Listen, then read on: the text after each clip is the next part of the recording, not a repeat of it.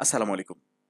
আমরা জানুয়ারি টিম নিয়মিতভাবে জাতীয় বিশ্ববিদ্যালয়ের অনার্স দ্বিতীয় বর্ষ পরীক্ষা সংক্রান্ত বিভিন্ন প্রস্তুতিমূলক ক্লাস আপলোড করে যাচ্ছি।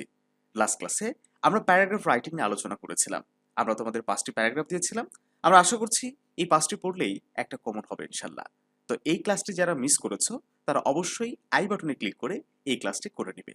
তো আজকের ক্লাসে আমরা ইংলিশ কম্পালসরি সাবজেক্টের এমন 5টি এসে তোমাদেরকে দেওয়ার চেষ্টা করব যেখান থেকে তোমরা অবশ্যই একটি এসে কমন পাবে ইনশাআল্লাহ। শিক্ষার্থী বন্ধুরা, আমরা মূল আলোচনায় চলে যাব।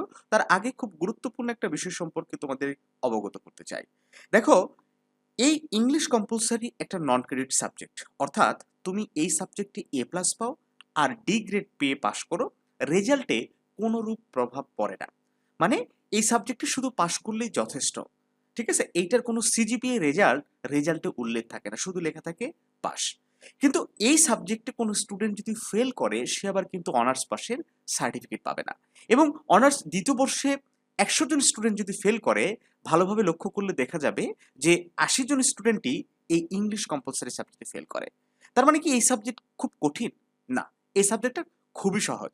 একেবারে 6-7 যে গ্রামাটিক্যাল টপিকগুলো ছিল, রাইটিং পার্টের যে টপিকগুলো ছিল, সেম টপিকগুলা এই ইংলিশ কম্পালসারি সাবজেক্টেও রয়েছে। তাহলে এই সাবজেক্টে এত ফেল করার কারণ কি? এই সাবজেক্টে ফেল করার অন্যতম প্রধান কারণ আমি বলবো যে আসলে ভুল দিক নির্দেশনা। স্টুডেন্টরা মনে করে যে আমি প্যারাগ্রাফ পড়বো, এসে পড়বো, রাইটিং পার্টটা ভালো করে কাভার করব, মানে 3টা 4টা পুরো পড়লে তো একটা কমন, তাই না? এভাবে গিয়ে হুবহু লিখে দিয়ে আসবো, আমার পাস চলে আসবে। কিন্তু একেবারে সতর্ক থাকবো, রাইটিং পার্ট দিয়ে ইংলিশ কম্পালসারি সাবজেক্টে পাস করা খুব কঠিন। ইংলিশ কম্পালসারি সাবজেক্টে পাস করতে হলে অবশ্যই তোমাকে গ্রামার পার্টে ভালো করতে হবে। আর গ্রামার পার্টে ওই শর্টকাট সাজেশন পড়ে তুমি কমন পাবা না। ইউটিউবের অনেক চ্যানেল, অনেক জায়গায় এরকম রুলস শেখায় যে 5টার নিয়ম পড়লে একটা কমন, বা 5টা নিয়ম পড়লে 5টাই কমন। রুলস এইভাবে শর্টকাট ভাবে পড়ে তুমি গ্রামার পার্টে কখনোই ভালো অ্যান্সার করে আসতে পারবে না। আর এই ফাঁদেই অধিকাংশ শিক্ষার্থীরা পড়ে যায়। পরীক্ষার 1 সপ্তাহ আগে কিংবা 20 দিন আগে এরকম ইউটিউব চ্যানেলের সাজেশনগুলো ফলো করে পরীক্ষা হলে চলে যায়। বাট তোমরা এই ভুলটা করো না। হ্যাঁ, রাইটিং পার্টের জন্য এই সাজেশনগুলো ফলো করো, একই সাথে গ্রামার পার্টের দিকেও ফোকাস দাও। বাট ওই শর্টকাট ওয়েতে না, একটু বিস্তারিত জানার চেষ্টা করো। কঠিন টপিকগুলো তো নেই, তুমি 6 এ যে টপিকগুলো পড়ে এসেছো, আমি আবারও বলছি, সেই টপিকগুলোই হচ্ছে অনার্স এই সেকেন্ড ইয়ারেও আছে। ন্যারেশন, তারপর হচ্ছে টেন্স, তারপরে ট্যাগ কোশ্চিন, তারপর হচ্ছে ওই পাংচুয়েশন মার্কস, আর্টিকেলস, প্রিপোজিশন, হ্যাঁ, সিনোনিম, অ্যান্টোনিমস, এগুলো তো সবই তোমাদের জানা, তাই না? তো এই জিনিসগুলো একটু বাসায় সময় দিয়ে একটু পড়ো। আর তোমাদেরকে সবচেয়ে ভালো একটা পরামর্শ দিই, সেটা হচ্ছে এই সাবজেক্টে যদি পারো একটু প্রাইভেট নাও। হতে পারে তোমার বড় ভাইয়ের কাছে, হতে পারে কলেজের টিচারের কাছে, অনলাইনে অফলাইনে যেখানে খুশি। বাট প্রাইভেট নাও, খুব সহজেই এই সাবজেক্টে তোমরা পাস করতে পারো, কারণ সাবজেক্ট অনেক সহজ।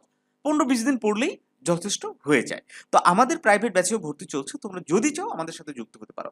আমরা এইটুকু তোমাদেরকে নিশ্চয়তা দেব, আমাদের সাথে ক্লাস করো, আমাদের টিচারদের পরামর্শ মতো, আমাদের সাজেশন মতো যদি পড়ো, তাহলে এই সাবজেক্টটা নিয়ে ইনশাল্লাহ আর চিন্তা করতে হবে না। আর একই সাথে এই কোর্সটাতে জয়েন করলে অন্যান্য সকল সাবজেক্টের যে আমাদের চূড়ান্ত শর্ট সাজেশনগুলো রেডি আছে, তোমরা জানো ইতিমধ্যে রেডি হয়ে গেছে। এই যে অনার্স দ্বিতীয় বর্ষের সকল ডিপার্টমেন্টের সকল সাবজেক্টের একদম শেষ মুহূর্তের সাজেশন, এই সাজেশনগুলো কিন্তু এই কোর্সের মধ্যে পেয়ে যাবে। একই সাথে রুটিন মাফিক এক্সাম দেওয়ার সুযোগ পাবে। তো স্ক্রিনে দেওয়া হোয়াটসঅ্যাপ নাম্বারে যোগাযোগ করে আরো বিস্তারিত জেনে নিতে পারো। একটু আলোচনা লম্বা হয়ে গেল, বাট এই বিষয়গুলো তোমাদের জানানো দরকার ছিল বলে আমার মনে হয়, এই জন্য জানিয়ে দিলাম। তো চলো আজকের যে মূল টপিক এসে রাইটিং, ওইটা নিয়ে একটু আলোচনা করি। 1 নম্বরে যে এসেটা রেখেছি আমরা, ইওর চাইল্ডহুড মেমোরিজ, সবচেয়ে বেশি গুরুত্বপূর্ণ এবারের পরীক্ষার জন্য। শুধু এবারের নয়, প্রতি বছরের জন্য গুরুত্বপূর্ণ থাকে। হ্যাঁ, এই 1 বছর না আসলে পরের বছর এটাই মানে 100% কমন উপযোগী হিসেবে ধরা হয়। তারপর হচ্ছে 2 নম্বর ট্রি প্ল্যান্টেশন, একইভাবে প্যারাগ্রাফ এবং এসে দুইটার জন্যই সমান গুরুত্বপূর্ণ। তারপর হচ্ছে জেন্ডার ডিসক্রিমিনেশন ইন বাংলাদেশ, এবছরের জন্য খুব গুরুত্বপূর্ণ একটা এসে টপিক। তারপর হচ্ছে ডিউটিস অফ স্টুডেন্ট, এটা তোমরা জানো, একবার 6 থেকে পড়ে আসতেছো, খুব গুরুত্বপূর্ণ বরাবরই প্রত্যেকটা ক্লাসের জন্য। দেন এটা সবগুলো তোমাকে একটু পড়তে হবে, একটা ফরম্যাট ফলো করে পড়লেই হয়ে যায়। ফ্রুটস অফ বাংলাদেশ, অথবা birds of Bangladesh, rivers of Bangladesh, এই তিনটাই আলাদা আলাদা করে পড়তে হবে।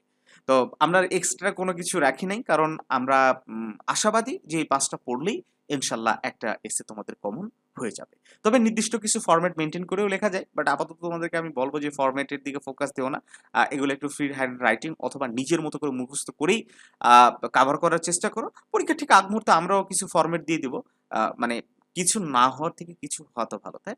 সেক্ষেত্রে তোমরা ফরম্যাটটা ফলো করতে পারো। যেহেতু তোমাদের হাতে এখনো সময় আছে, তোমরা ফরম্যাট ফলো না করে একটু বিস্তারিত পড়ার চেষ্টা করো।